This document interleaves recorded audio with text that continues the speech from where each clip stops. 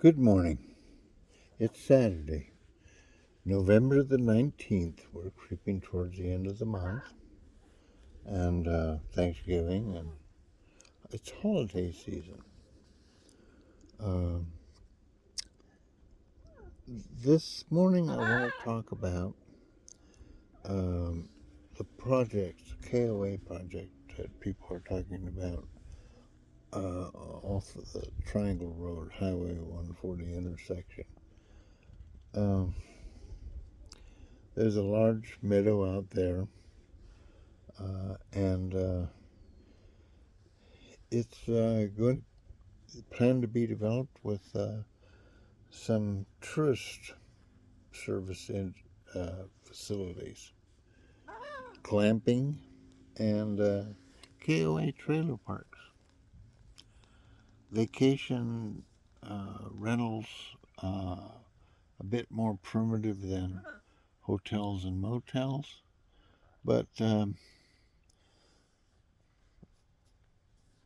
maybe more experiential. Uh, I used to do a lot of camping, and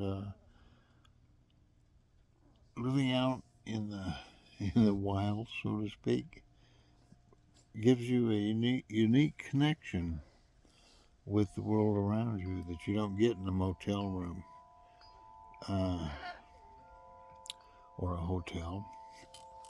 At any rate, this development is attracting a lot of attention, a lot of criticism, and I was visiting with a friend yesterday, and we went out to Happy Goat, and we held a baby goat, and of course, there's nothing like holding a baby goat to sort through all the crap that seems to accumulate in our world. And I won't get into that one too much, but the reality is that perspective. My friend, uh, I, as I described some of the issues that we're facing right now, some of the big projects, we have a gold mine, we have the Happy Goat project going on in Mount William. We have these developments proposed around the county. We have several, but the one on Triangle and 140 is attracting a lot of attention. And my friend asked me if I was going to become part of the Mariposa No community. We're the county of no. We've turned down many projects. Some of them were very worthy, some of them deserved being turned down, but they, regardless of what their merits are, they're resoundingly opposed by people who want to keep Mariposa rural or backwards or the same. Change is a difficult thing to deal with, and we have a public planning process here which makes everybody's project a public project. And very seldom do we get does an applicant have to sort through a set of rules. There's a concept called discretionary and non-discretionary.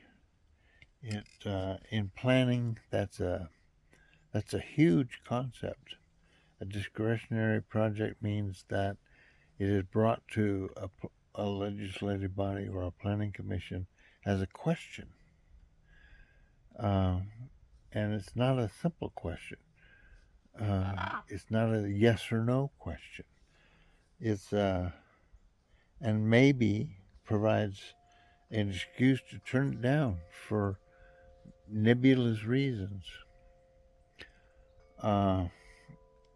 Discretionary also has special status with respect to CEQA. If it's a discretionary project, it's assumed that it has environmental consequences. If it's a non-discretionary project, if you have to do X, Y, and Z and then you're giving an approval, then it's not assumed to have environmental consequences. Of course, it's assuming that the X, Y, and Z has been thoroughly scrutinized in the CEQA process, and it's been determined that any project that can meet this X, Y, and Z criteria is not going to have an environmental impact.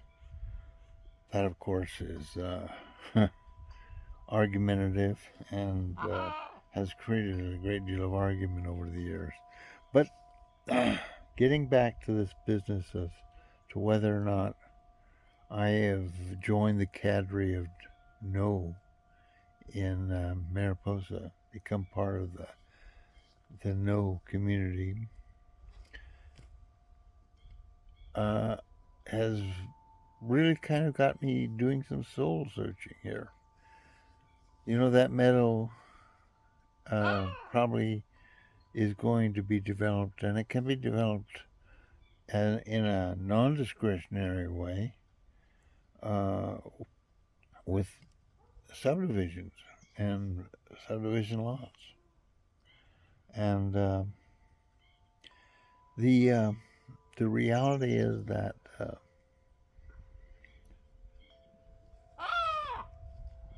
I guess, am I opposed to the development? Not really. Am I opposed to tourism development? Well, in a way, I have concerns that our over-reliance on tourism as a source of industry in Mariposa County is destructive. It's not a stable base. We should have a more diverse economy. So, if they were going to develop a Tesla plant on that site, it would be okay? No.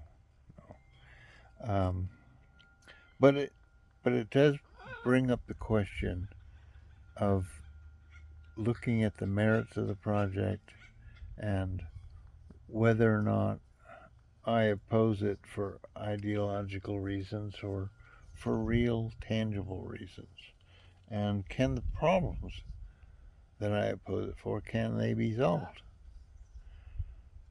The example was thrown up to me was the mining project, which the mining project in Bear Valley could have huge consequences for this county.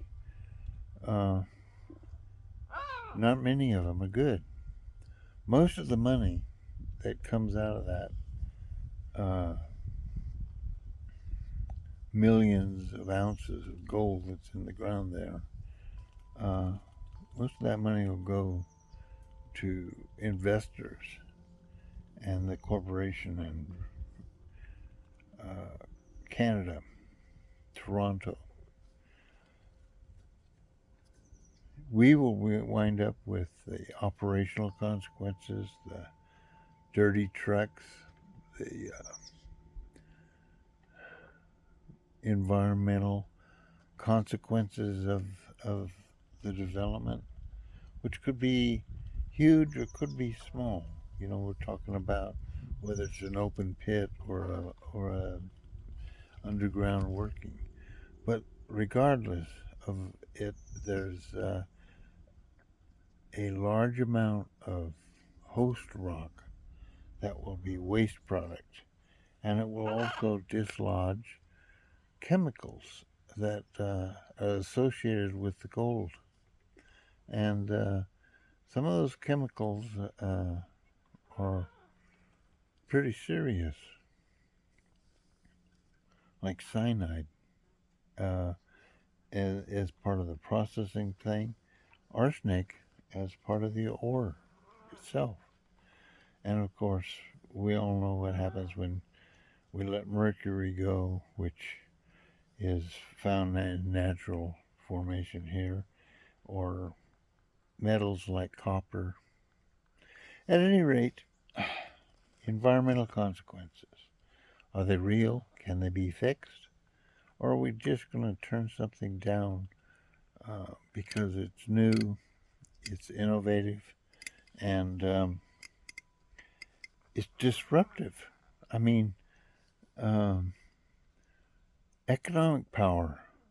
Tourism is an economic power in Mariposa County, and anything that distracts from tourism, like a mine, competes with them for a labor force, uh, is going to be detrimental to our tourism industry, which requires low pay jobs.